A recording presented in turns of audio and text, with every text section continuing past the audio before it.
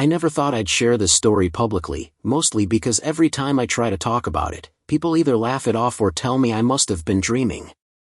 But I wasn't dreaming. I was wide awake, and to this day I still don't fully understand what I experienced in that house. It happened 3 years ago, when I agreed to house sit for a family friend in a small suburban neighborhood just outside Portland, Oregon. The house was on Ashwood Lane, a quiet street lined with maple trees and big, older homes that looked like they belonged in some kind of magazine spread about perfect American families. The owners, a couple in their late 50s named Richard and Diane, were going on a 2-week cruise and asked if I could look after their place. They had 2 cats, no kids at home anymore, and the house itself was huge, bigger than any place I had ever lived in. 3 stories, including a finished basement, and more rooms than I could count. It was the kind of house you get lost in if you're not careful. When they first gave me a tour, I remember joking, "This place is too big to be empty," and Diane laughed nervously, like she wasn't sure if I meant it as a compliment. At first, everything seemed normal enough. The cats were easy to deal with, the fridge was stocked with food, and they even had a massive TV in the living room where I could binge-watch whatever I wanted. It was supposed to be an easy gig, free food, a nice place to stay, and some spending cash at the end. But by the second night, I started noticing things that didn't make sense. It began with small details. A light left on in the hallway that I knew I'd turned off. A door slightly ajar when I remembered closing it. The kind of things you shrug off at first, blaming your own memory. But the one thing that really unsettled me was the back door. The first night I locked it before bed, triple-checked it, because the door was one of those heavy sliding ones and I didn't want the cats escaping. The second night, around midnight, I came downstairs to grab a drink and found it unlocked, wide open about 3 inches. The cats were sitting in the kitchen, staring at it. I froze, trying to convince myself I'd just forgotten. But my gut told me otherwise. I locked it again, pulled the blind shut, and went back upstairs with a racing heartbeat. By the 4th night, things escalated. I woke up around 3 a.m. to the sound of footsteps above me. The room I slept in was on the 2nd floor, but the noise came from the attic, slow, deliberate creaks like someone was walking from one end to the other. At first I told myself it had to be raccoons or squirrels, but the attic wasn't accessible from outside. The only way in was through a hatch in the upstairs hallway closet. I knew because Diane had specifically shown me where it was. I remember lying in bed, listening to those footsteps, and feeling like I'd swallowed a block of ice. The cats were in the room with me, both sitting up on the dresser, ears twitching. They were staring at the ceiling. That was the moment I realized it wasn't just my imagination. The next morning, I called Richard and Diane, trying to sound casual. I asked if they'd ever had issues with animals in the attic. There was a pause before Richard answered, his voice strangely tight. "No, never." "Why do you ask?" When I explained, he brushed it off, saying the house was old and made settling noises. But his tone didn't sound convincing. That night, I couldn't relax. I left every light on, kept the TV running in the background, and locked every single door and window twice. Around 2 a.m., I heard the creaking again. This time, it was louder, heavier, like someone pacing directly above me. My stomach churned with dread. I told myself I was being ridiculous, but I couldn't take it anymore. I grabbed a flashlight and climbed the hallway closet ladder to the attic. When I pushed the hatch open, the beam of my flashlight cut through thick dust and darkness. The attic smelled like old wood and insulation. I swept the light across boxes, old furniture covered with sheets, and rafters full of cobwebs. Nothing moved. But then I noticed something strange. One of the boxes had been pulled into the center of the floor, its contents scattered like someone had rummaged through it. I climbed down fast, slammed the hatch shut, and locked myself in the bedroom for the rest of the night. From then on, every night felt like a war with myself. Part of me wanted to leave, but another part told me I was being paranoid. I kept rationalizing it. Maybe the box had fallen over, maybe the footsteps were the house expanding and contracting. But deep down, I knew something was wrong. By the 7th night, I had stopped sleeping entirely. I sat in the living room, TV on mute, just listening. That was when I heard the basement door creak open. The basement was at the far end of the hallway, and I swear to God, I had locked it earlier. My chest tightened as I saw the door swing open slowly, inch by inch, until it stopped halfway. I didn't move. I didn't breathe. The cats hissed and darted under the couch. I don't know how long I sat there, staring at that dark basement stairwell, but eventually I forced myself to grab the phone and call the cops. When they arrived, they searched the entire house, attic, basement, every closet. Nothing. No forced entry, no signs of anyone inside. One of the officers looked at me like I was wasting their time. But here's the thing, after they left, I noticed something they didn't. On the inside of the basement door, just at eye level, were scratches. Long, deep scratches in the wood, as if someone had been clawing their way out. That night, I didn't sleep at all. I sat by the door with a kitchen knife in my lap, heart pounding at every sound. I kept telling myself just one more week until Richard and Diane came back. But I never made it that far. On the 9th night, I woke up to the cats yowling in the middle of the hallway. When I opened my bedroom door, I saw them both staring at the closet with the attic hatch. Their fur was bristled, their tails puffed up like bottle brushes. Then, I swear on my life, I heard it, a whisper. Coming from the attic. A voice so faint it was almost a breath. It said my name. I slammed the bedroom door and didn't come out until sunrise. The next morning, I packed my bags and left. I didn't care about the money, didn't care about disappointing Richard and Diane. I just drove back to my apartment and refused to answer their calls for the rest of the trip. When they returned, I gave the key back and told them I couldn't explain, but I would never set foot in that house again. The last thing Richard said to me still makes my blood run cold. He leaned in close, lowered his voice, and said, "You heard it too, didn't you?" I had just finished my second year of college when I took a summer job house sitting for a wealthy couple in Connecticut. Their home was nothing like the modest apartment I lived in with 2 roommates. It was practically a mansion, tucked deep into a wooded area about 30 minutes outside the city. They were leaving for Europe for the summer, and all I had to do was keep an eye on the property and feed their golden retriever, Max. Easy money, I thought. The house itself was old, built in the late 1800s, but the owners had renovated most of it.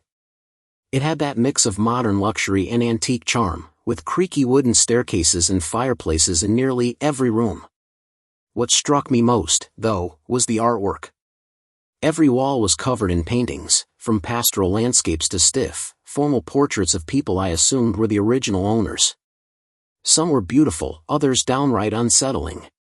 The guest room I stayed in had one of those portraits hanging directly across from the bed. It was a large oil painting of a woman in a long black dress, her hair tied back, her pale face almost blending with the dark background. Her eyes were the strangest part. They weren't looking at the viewer the way most portraits did, but slightly off to the side, like she was staring at something just behind you. I didn't like it, but I wasn't about to take it down. It wasn't my house. The first week passed without incident.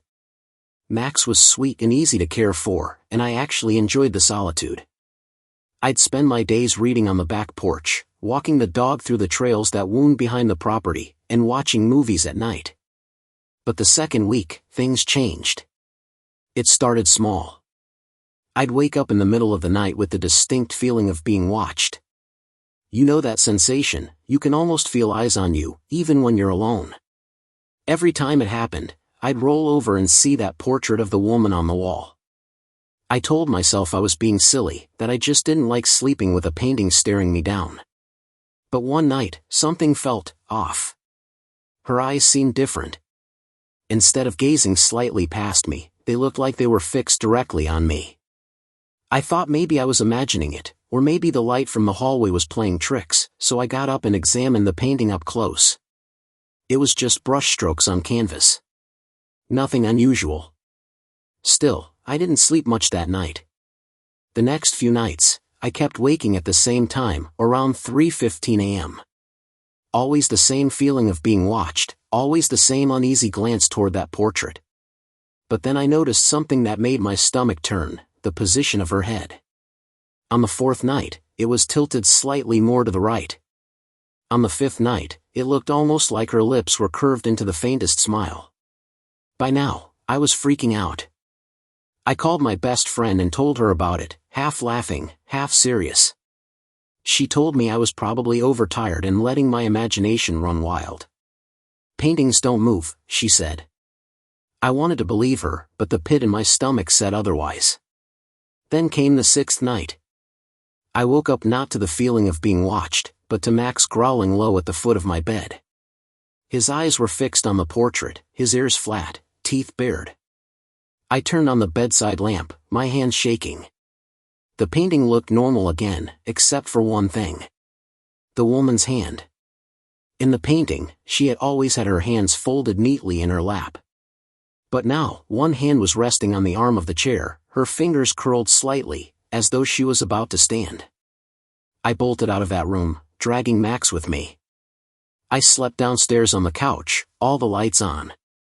In the morning, I tried to convince myself I'd been mistaken, that I'd just never noticed that detail before. But the more I thought about it, the more I knew that wasn't true. For the next 2 days, I avoided the guest room entirely. I slept in the downstairs den, Max curled up beside me. I told myself it was fine, I only had another week until the couple came home, and then I'd be free of that place. But on the 9th night, I made the mistake of going back upstairs. I'd left my phone charger in the guest room and didn't want my phone dying overnight. When I opened the door, I nearly dropped the flashlight I was holding. The painting had changed again. The woman was no longer seated in the chair. She was standing, her black dress blending into the shadows, her pale face turned directly toward the viewer. Her eyes, there was no mistaking at this time, were staring straight into mine. That was enough for me. I grabbed my charger and left the room without looking back. I tried to sleep downstairs again, but around 3 a.m., Max started barking furiously. He was staring at the staircase, his fur bristled, teeth snapping at the air. I listened, heart hammering, and then I heard it, slow, deliberate footsteps coming down the stairs. I clutched my phone, ready to call the police, but the sound stopped halfway. The silence was worse than the footsteps. I sat there, holding my breath, until I finally passed out from exhaustion just before sunrise. The next morning, I called the couple in Europe. I tried to explain what had been happening, careful not to sound completely insane. There was a long pause on the other end before the wife finally said, "We should have warned you about the portrait." I asked her what she meant, and she told me the story. The painting was of her great-grandmother, who had lived in the house until her death in the early 1900s. According to family legend, she had been a bitter, controlling woman who never forgave her children for moving away after her husband died. She hated being alone, and even after death, people claimed they could feel her presence in the house. Her portrait, they said, was commissioned shortly before she died. And over the years, everyone who had lived in the house had noticed the same thing, the painting changed. Subtly at first, then more dramatically. The family kept it because it was an heirloom, but no one liked having it in their room. The wife told me not to worry, that the portrait never did anything beyond watch. But the way she said it, like she was trying to downplay it, only made me feel worse. I didn't finish the job. I left 2 days later, making up an excuse about family matters. I never went back, and I still wonder if that woman in the portrait ever truly stayed in her frame, or if, by now, she's found a way to step all the way out. I was 24 when this happened, working as a freelance graphic designer and desperate for extra cash. A coworker of mine had recommended me to her sister, who needed someone to house sit for a week while she and her husband traveled to California for a wedding. Their place was in upstate New York, in one of those quiet, middle-class neighborhoods where every house looks just different enough not to be identical, but similar enough to feel cookie-cutter. The deal sounded perfect: feed their dog, water the plants, bring in the mail. They'd pay me generously, and I'd get a whole house to myself for a week. But when I first walked in, something felt odd. The house wasn't big, just 2 floors and a basement, but it felt strangely hollow. Even with furniture, it carried that kind of emptiness you can't quite put your finger on, like a hotel room that's been staged to look lived in but isn't. The first thing I noticed was the nursery. It was at the end of the upstairs hallway, painted a soft pastel blue, with a crib, rocking chair, and toys neatly arranged.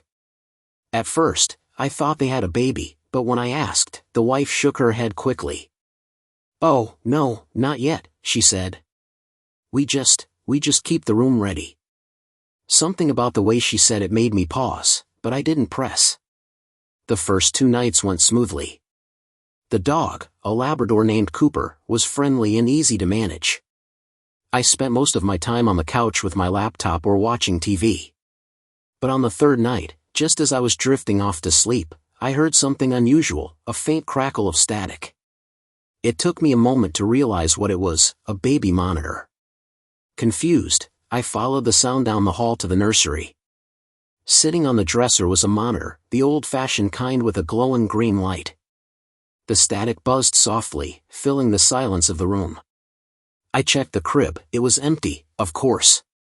Still, the monitor was on, transmitting. I turned it off, a little unsettled.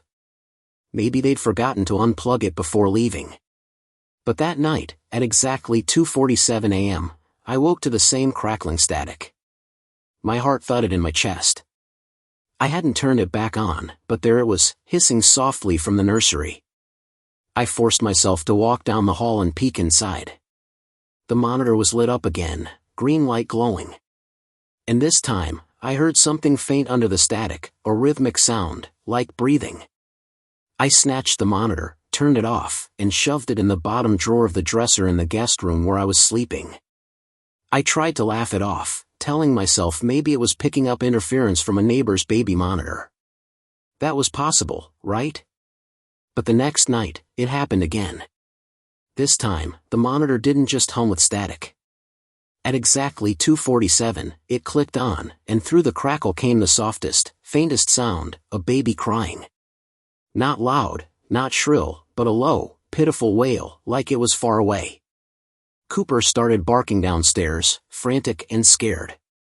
My entire body went cold. I knew I should unplug it and throw it away, but something compelled me to listen. The cry grew louder, mixed with the sound of creaking wood, like tiny footsteps pacing a floorboard. I slammed it off and locked myself in the guest room. But I didn't sleep a second that night. The following day, I called the wife to casually ask about the monitor. My voice shook as I tried to sound calm. She went quiet for a long time before saying, "Oh, don't worry about that. Sometimes it picks things up, but it's nothing. Just leave it alone." Her response made my stomach twist. She sounded nervous, like she'd been expecting me to ask. By now, I was too terrified to sleep. I stayed up with every light on, TV blaring, waiting. And right on schedule, 2:47, the monitor lit up again. This time, I didn't touch it. I just sat on the bed, staring across the hall as the faint sound of crying filled the air. Then the crying stopped. And I heard a new sound. A voice. Whispering. It wasn't a baby. It wasn't even a child. It was a low, rasping whisper, too soft to make out the words but unmistakably human. My skin crawled, and I felt bile rise in my throat.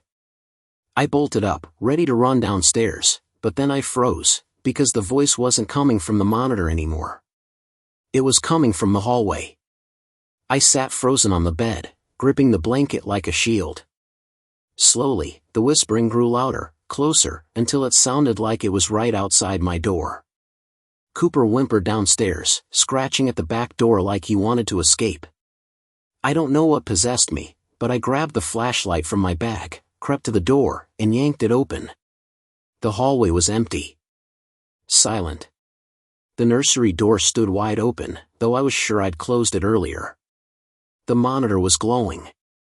I forced myself to step closer, shining the flashlight into the nursery. And that's when I saw it. The rocking chair. It was moving. Back and forth, slowly, like someone had just stood up. I slammed the door and ran downstairs, locking myself in the living room with Cooper for the rest of the night. The next morning, I was done. I packed my bags and called the couple, telling them I couldn't finish the job. I expected them to be angry, but instead there was silence on the other end. Finally, the husband sighed and said quietly, "We understand. It happens sometimes." That sentence has haunted me ever since. It happens sometimes. When I pressed him to explain, he hung up. I left the key on the counter and never went back. But even now, years later, I sometimes wake at 2:47 a.m., heart racing, convinced I can hear the faint crackle of static in the dark. And I wonder, if I had stayed, if I had kept listening, what exactly I would have heard coming through that monitor.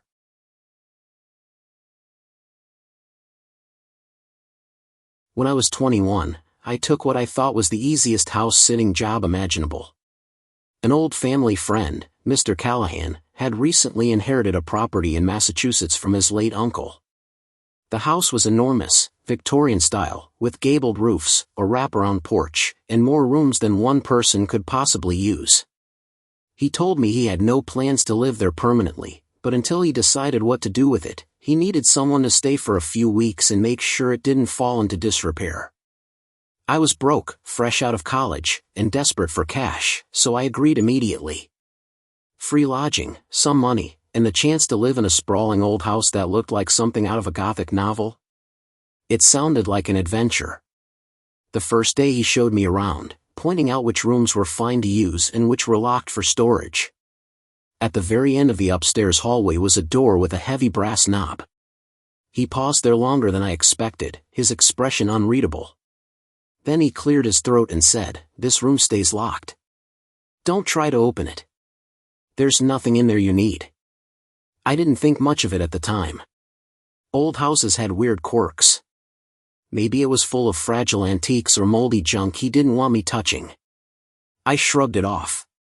But as soon as he left, I couldn't shake the image of that closed door at the end of the hall. The first week was quiet. The house was drafty, with its fair share of groans and creaks, but nothing alarming. I settled into a routine, working on my laptop in the parlor during the day, cooking simple meals in the ancient but functional kitchen, and sleeping in one of the guest rooms upstairs.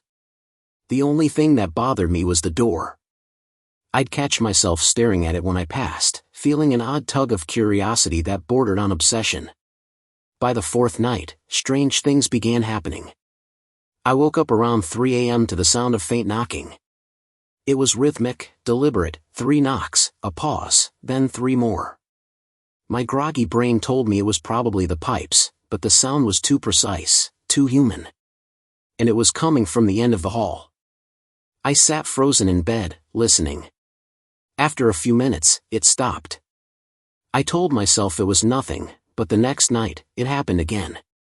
This time, the knocking was louder, more insistent, as though someone was demanding to be let out. The hair on the back of my neck prickled. I wanted to run, but some part of me couldn't move. I just lay there in the dark, listening, until it faded away. By the 6th night, things escalated. As I walked down the hallway before bed, I noticed something strange. The locked door, the one Mr. Callahan had told me never to open, was slightly ajar. Not much, just an inch, enough for a sliver of darkness to spill out. My heart slammed against my ribs. I hadn't touched it. I knew that for sure. I told myself maybe the latch was faulty, maybe old houses shifted in ways that loosen locks. But when I pressed my ear to the crack, I swear I heard breathing. Slow, steady breathing, just beyond the door.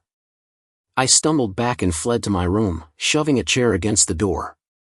I didn't sleep a wink that night. The next morning, I gathered the courage to look again.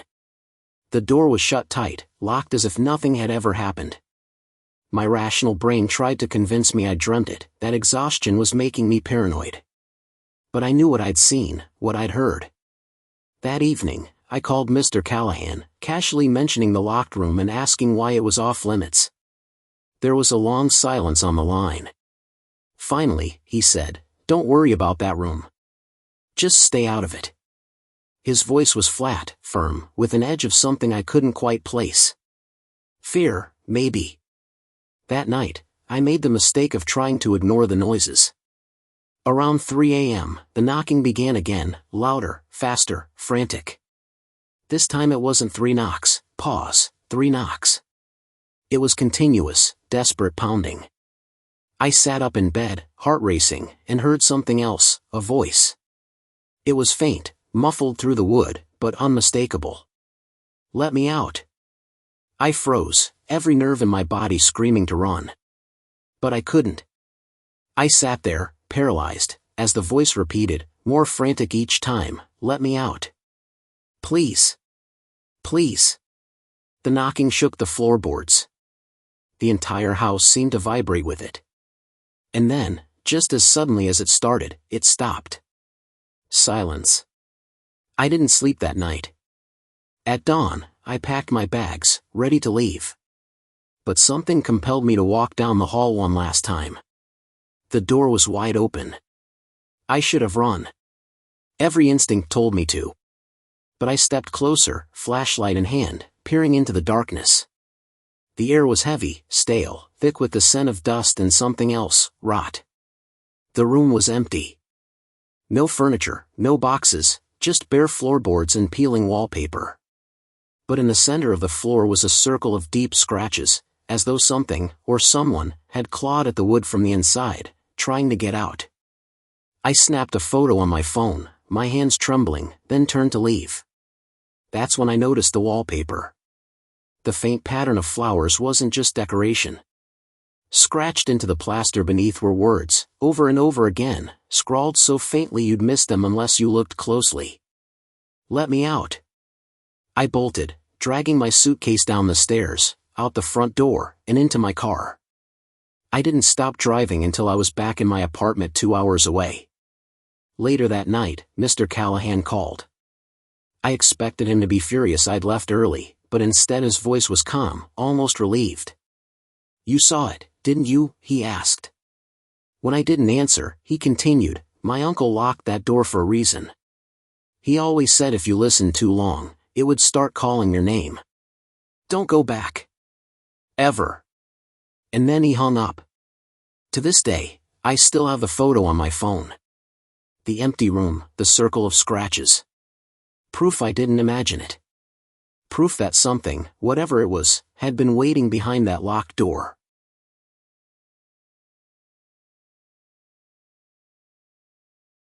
I'll never forget the summer I agreed to house sit for my aunt.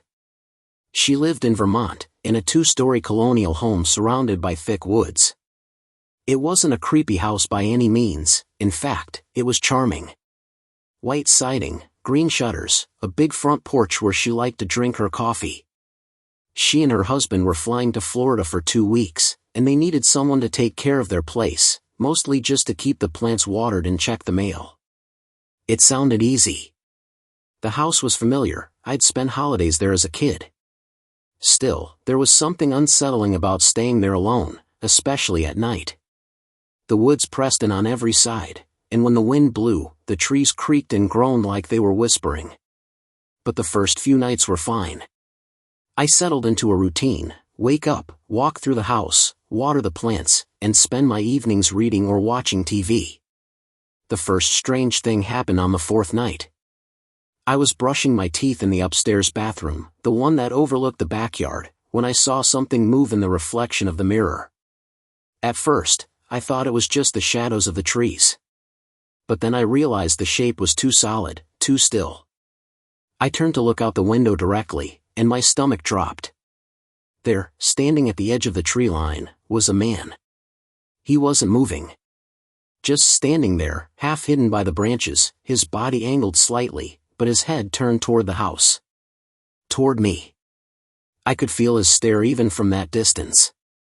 I froze, toothbrush in hand, foam gathering at my lips. My mind raced. Was it a neighbor? A hiker who had wandered too close? But this was private property, miles from any trails. No one should have been there. I leaned closer to the glass, trying to make out details, but the shadows swallowed him. The longer I stared, the more wrong he looked. His limbs seemed too long, his posture unnatural, as if you were trying to mimic a human stance but hadn't quite gotten it right. I shut the blinds and locked the window. That night, I barely slept, every creak of the house making me jolt upright. The next morning, I convinced myself I'd imagined it. Maybe it was a tree stump, or the play of light and shadow. But when I stepped into the backyard to check, there were footprints. Clear impressions in the soft earth, leading right up to the tree line and then stopping. I tried to rationalize it, maybe a hunter, maybe a lost hiker. But deep down, I knew. Someone had been watching the house. Watching me. The following night, I double-checked every lock, closed every curtain, left the TV blaring for noise. Around midnight, I went upstairs to grab a book.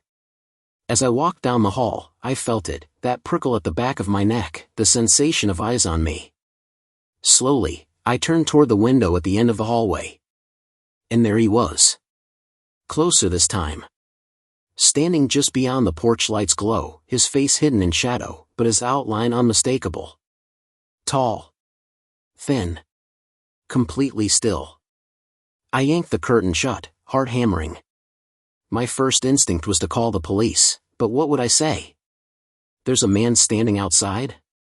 By the time they arrived, he'd be gone. I decided instead to stay awake, watching from the downstairs window with the lights off, waiting to see if he'd approach. Hours passed. Nothing. Finally, exhaustion dragged me into a restless sleep on the couch. The next morning, the footprints were back. This time, they circled the house. By now, I was panicking. I called my aunt, trying to keep my voice steady, and asked if anyone ever came onto the property. She hesitated, then said quietly, "Don't worry about it. Just keep the doors locked." Her tone was strange, almost resigned, like she knew exactly what I was talking about but didn't want to discuss it. That night, I couldn't bring myself to go upstairs. I sat in the living room with every light on, Cooper, their golden retriever, curled at my feet. Around 2 a.m., the dog shot up, growling, ears pinned back. My blood went cold. I followed his gaze to the large bay window. The man was there. Right outside. Pressed against the glass. I screamed, stumbling back, but when I blinked, he was gone. The yard was empty, the night still. My heart thundered as I checked the locks again and again, whispering to myself that the glass was strong, that he couldn't get in. But the next morning, I saw it. A handprint. On the outside of the glass.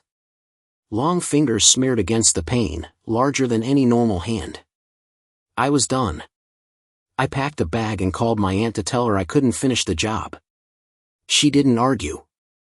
She just sighed and said, "I understand. He's been around before." That sentence chilled me more than anything else. He's been around before. I demanded to know who he was, but she only said, "We don't know.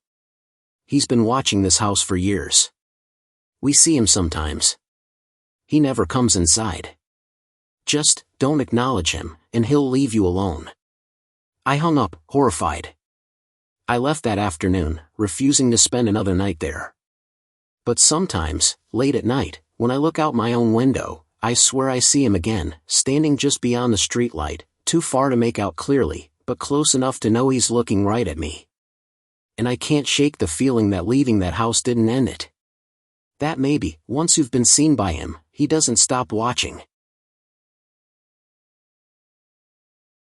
I should have known better than to accept a house-sitting gig from someone I barely knew. A coworker at the library, Mary Ann, had asked me to look after her uncle's house for a week while he was overseas. She framed it like it was no big deal, just feed the cat, water the plants, bring in the mail. She offered me $500 cash, which felt like too much for so little work, but I was broke, and the place was only a short drive from my apartment. The house was out in rural Pennsylvania, perched on a quiet road where the streetlights thinned and the fields stretched into woods. From the outside, it was beautiful, an old brick home with ivy crawling up the sides, the kind of house that looks like it belongs in a magazine. Inside, it smelled faintly of cedar and something else I couldn't place. Something metallic. Marianne handed me the keys on Friday afternoon. She gave me the usual instructions, but when she got to the basement, her voice dipped lower. "Don't go down there. The door stays locked. Just ignore it." She said it quickly, like she was embarrassed, like she expected me to press her for details. But I didn't. I told myself maybe her uncle stored valuables down there. Maybe he was just private. Either way, it wasn't my business. For the first couple of nights, everything was normal. I fed the cat, an aloof gray tabby that seemed to vanish for hours at a time, watered the plants, flipped through TV channels in the evenings. The place had a strange stillness, though, a heaviness that made the air feel thick, like the house itself was holding its breath.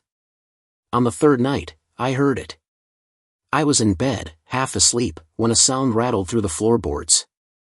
At first, I thought it was the cat knocking something over. But then I realized it was coming from beneath me. From the basement. It was faint, but unmistakable, footsteps. Slow, deliberate, pacing across the concrete floor. I froze under the covers, listening so hard my ears rang. After a few minutes, the sound stopped. I told myself I was imagining things. Old houses made noises. Pipes clanked. Wood settled. That had to be it. The next morning, though, I noticed something that made my stomach twist. The basement door, the one Marianne swore had to stay locked, wasn't just locked. It was bolted. 3 heavy iron bolts, top to bottom, like someone was trying to keep something in. That day dragged by in a haze of unease. Every creak of the house made me flinch, and when night fell, I nearly left to sleep in my car. But I stayed. I told myself I was being ridiculous. That night, the noises returned. Louder this time. Pacing. Scraping, like fingernails dragging across concrete. Then, a whisper. I sat up in bed, heart hammering. The whisper grew louder, but I couldn't make out words, just the cadence of speech, like several voices speaking at once, too fast, too low. The cat hissed, arching its back, staring at the floorboards. I couldn't take it. I grabbed a flashlight and crept toward the basement door, pulse thudding in my throat. The whispers cut off as soon as I got close, replaced by silence so heavy it pressed on my ears. I put my hand on the door. Cold. Too cold, like touching the inside of a freezer. I leaned close, trying to listen, and that's when something knocked back. 3 sharp knocks. From the other side. I stumbled back, nearly dropping the flashlight. My body screamed to run, to get out of that house and never come back. But then the cat darted past me, pawing at the door, yowling. It was acting like something, or someone, it cared about was trapped down there. I barely slept. I sat in the living room with the lights on, clutching the flashlight, jumping at every noise. The next day, I called Marianne. I told her about the noises, about the knocking. She was silent for a long moment before finally saying, "Don't listen to it. Whatever you do, don't open that door." Then she hung up. That night was the worst yet. The pacing started earlier, followed by banging, like fists pounding on the walls. The voices grew frantic, desperate. Some sounded like children crying. Others like men shouting. And threaded through them all was one voice, clearer than the rest. It said my name. Over and over. I broke. I couldn't stand it anymore. My hands shook as I slid back the bolts, one by one. The air seemed to thicken with every clank of metal. My gut screamed at me to stop, but curiosity, or maybe something else, pushed me forward. I pulled the door open. The flashlight beam cut into the basement, revealing stone walls and a dirt floor. For a second, it looked empty. Just shadows and dust. Then I saw them. Figures. Dozens of them. Pressed into the walls like they'd been carved there, bodies frozen mid-scream, faces twisted in terror. Their eyes followed me, glinting wetly in the dark. The voices roared in my head, deafening, 1,000 overlapping pleas. My flashlight flickered, and in that strobing glow, I saw the truth. Those weren't carvings. They were bodies. Real bodies, fused into the stone, their mouths still moving. I staggered back, but something grabbed my ankle. Cold fingers, bone-thin, clutching with desperate strength. I kicked free and slammed the door shut, bolting it again with trembling hands. The pounding started instantly, shaking the frame, the voices screaming my name until I thought I'd go mad. By dawn, it stopped. When Marianne came to collect the keys the next day, I demanded answers. She looked at me with hollow eyes and said, "Now you understand why we pay so much. He feeds them." "He who?" I asked, but she didn't reply. She just walked away. I never saw her again. But sometimes, late at night, I hear it. That same knock. 3 sharp raps, echoing through my apartment walls. I never opened the door again. But I know, one day, I won't be able to resist. When I agreed to house sit for my old college professor, Dr. Whitmore, I thought it would be an easy gig. He was one of those eccentric types, always lecturing about folklore and obscure rituals, but he was kind to me in school, and when he asked if I could stay at his house while he attended a conference in Europe, I said yes without hesitation. The pay was generous, and the place was only a short drive outside Boston. The house itself was peculiar, though. Built in the 1800s, it had been renovated several times, but the bones of the place were old, ornate wood paneling, creaky staircases, heavy curtains that seemed designed to keep the daylight out. From the moment I stepped inside, I felt the air press against me, thick and damp, carrying a faint odor like wet stone. Dr. Whitmore gave me the rundown before leaving: water the plants, collect the mail, and most importantly, never go into the study at the end of the second-floor hall. "That room is private," he said with a firmness that felt out of place for his usually soft-spoken demeanor. I nodded, promising I'd respect his wishes. For the first few days, everything was quiet.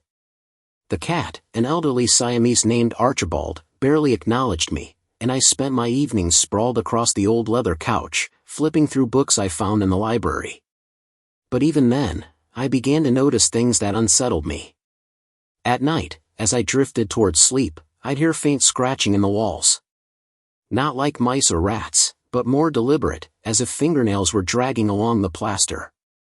Sometimes, I swore I heard whispers woven into the scratching, soft, hurried words that stopped the moment I focused on them.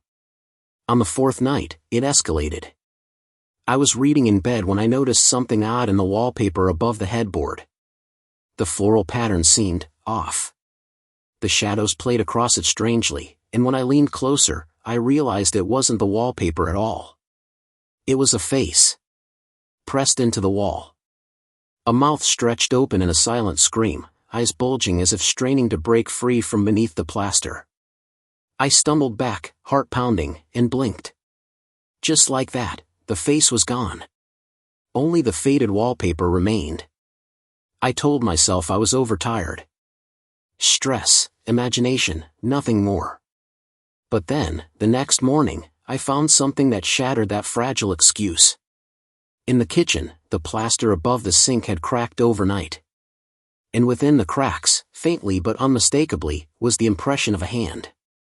Fingers splayed, pressing outward. That night, the scratching grew louder. I sat in the living room, lights blazing, telling myself I wasn't afraid. But when the grandfather clock struck midnight, I heard it, the sound of someone breathing. Not outside. Not in another room. Inside the walls. I bolted upstairs, slamming my bedroom door, curling under the blankets like a terrified child. Sleep came in fitful bursts, each dream worse than the last, faces pressing against thin fabric, mouths moving without sound, eyes staring through me. By the 6th day, I was unraveling. The walls were covered in faint impressions now, faces, hands, even the outlines of twisted bodies. Some were clearer than others, and in certain angles of light, I could swear I recognized them. The mailman. A woman I passed on the subway. My own mother. The worst part? Their mouths moved when I looked at them. Whispering silently, lips forming words I couldn't quite make out. I called Dr. Whitmore, my voice shaking, demanding to know what was happening. He was calm, too calm. "Don't be afraid," he said. "They can't hurt you. They're only memories."